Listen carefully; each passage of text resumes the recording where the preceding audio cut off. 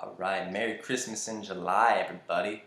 As a child, I loved Christmas. It was just mysterious, and what's not to love about getting what you want, getting your wishes. It was just like a magical time. There's this man who rides these reindeer, and he sneaks into your house and gives you stuff. Like, what's not to like about it as a kid?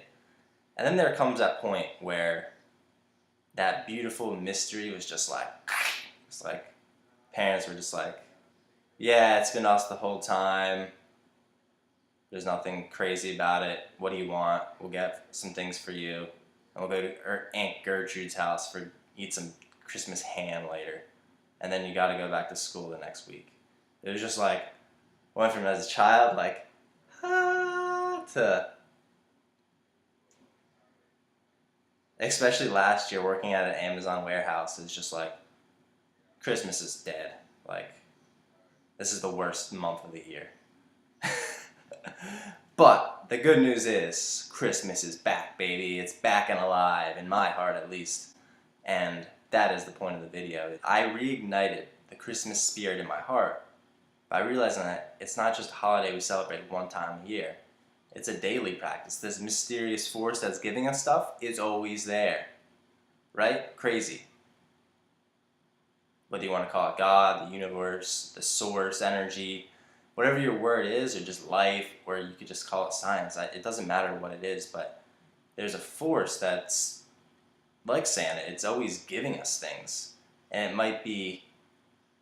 might not be material things. It might be opportunities and relationships and creative ideas, or just little moments of laughter, right? There's always a force giving you things. I barricaded myself in my house. And the house stands for my comfort zone, what I know. I wasn't open to new things. Even though I didn't like my current situation, I was shooting down any new ideas that were coming my way. So it was like on Christmas Eve, imagine if you blocked the chimney and you set traps on the roof for the reindeer and you blocked all the windows, triple locked your door, nothing new. You do not want anything new. It's this like fear of the unknown. And that was what was really holding me back. It was just a very resistant place to anything new. And I see that in a lot of people, and myself sometimes as well. Santa or life, they wanna give. They're always there every day trying to give you new things, but when you're super resistant to it, you don't see it. Because Santa will eventually break through and give you things, but it's like a child at bath time. Like, you can kick and scream and hate it, you're getting a bath, or you can just play. And a lot of us choose the kicking and screaming route. I've chose the kicking and screaming route for a long time, so I know what that's about. But on the flip side, it's just a slight change in my perception of like, what is the universe offering me? And it kind of goes off the last video I made about sometimes, so we say we want to be surprised. So it goes along with my last video when I was talking about sometimes things need to be taken away, or sometimes ideas that we have seem to fall apart. So that is part of it too, right? But, so we say we want a Christmas surprise. We want to be surprised with gifts. Where's my big opportunity? Where's my thing? Where's my gift? Where's my present? But it's trying to come and you're not letting it in. You're shooting it down. And maybe the idea comes to you, oh, I should be a baker, or I should help this person, or I should volunteer, I should go to church, I should go to this meeting, this club, go on a hike. There's billions of possibilities for whatever your like thing is, or whatever positive next step that the universe is encouraging you to take. There's so many possibilities, but you don't do it. So for me, this transformation in my perspective hasn't been easy, because we can think these thoughts, and I can say this and it sounds like overly simple, or it sounds almost obvious. So the whole point is that I'm realigning my nervous system, and I'm embodying what I'm talking about and taking action on it. Now that's the hard part, right? It's taken me years of meditating and doing plant ceremonies and doing yoga and retreats and workshops and personal development. It's like feeding my soul over time to get to this point where I can like say it and actually feel it. Because I probably could have wrote something similar 5 years ago, but it didn't matter because there's a difference between mentally having knowledge and really living by it. So on Christmas, I left cookies out for Santa. I left carrots out for the reindeer. I hung up the stocking. I created a place for Santa to give me something, right? Now in our lives, let's look at that. So I left the stocking out. I was like, here is a container where I want my gifts. So let's say right now, I want to go back to school. Okay, where's the GoFundMe page for that? You want someone to pay you a lot of money. What are you offering? What services, what products have you come up with, and do you have a website for it? Like creating a place to receive, right? Now offering the cookies and the milk and the carrots. That's like a huge one. I could go in so many directions with that, but you're giving, your service. You're offering service. Now that could look outward. That could be volunteering, sharing your message, sharing your art, giving money. And it's funny because I actually had someone tell me recently that a lot of the times the way we're most resistant to giving is actually like the way God or the universe wants us to give the most. Like that's where our impact would be the strongest, is in what we're most resistant to. So oftentimes money is actually one of the easier ones, right? It's I can be a good person, $20, okay, boom, done.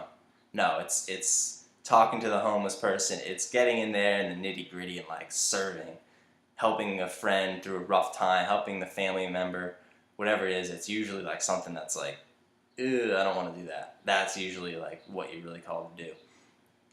That could be your offering to the universe, right?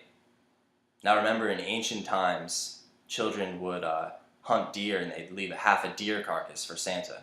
No, I'm kidding. They didn't do that. Your offering can also be inwardly directed. Like, what are you feeding your dreams and your passions? Like, you need to give them fuel to grow. So if you're an artist, start creating. Or if you want to start your own business, start the plan. Don't wait for the money. Take small pieces of action. Like, get it going. Give your dreams the faith and the energy that they deserve and that you say they deserve. But don't just wait for it, right? Then when Santa comes, it's like he finds you already. He can give a lot more when you're already have something. He can just add to it, right? When I was a kid, I got GameCube games and books. Well, that was because I read and I played a lot of GameCube games. Like, it makes sense. So when you're not doing anything related to your dreams and passions and any of that, it's a lot more difficult to receive. You're just earlier on your journey. And even if you don't know your thing, because I know I've said a lot of examples like artists or whatever, business examples, and you don't need to know your thing right now. You can start. You can always start. There's always something you're curious about. There's a dream you used to have. There's always a start. I'm gonna do a whole other video about that, but I don't want that. There's no excuses here, and if you have some excuse, like put it in the comments, and I'll find a customized solution for you. Do you guys remember one of the earliest scenes in the first Harry Potter book where Harry's getting his Hogwarts acceptance letter and Uncle Vernon is like trying to prevent these letters from entering the house. He literally barricades the chimney. It's a great parallel example here. He's so afraid of what's going to happen. He doesn't even want Harry, and going to Hogwarts would mean he gets rid of Harry, right? It would be a good thing for Uncle Vernon. But he doesn't want that. It's something new. This is the way we do things here. Nothing funky, nothing mysterious. Shut it all down. So it's a great parallel story that I just remembered. I talked a lot at the mind level, so I definitely would love to get more into the nervous system and the energetics underneath all this. So here's just a little mantra to help you guys work through what I'm talking about. May I be blessed with the strength to remove the barriers.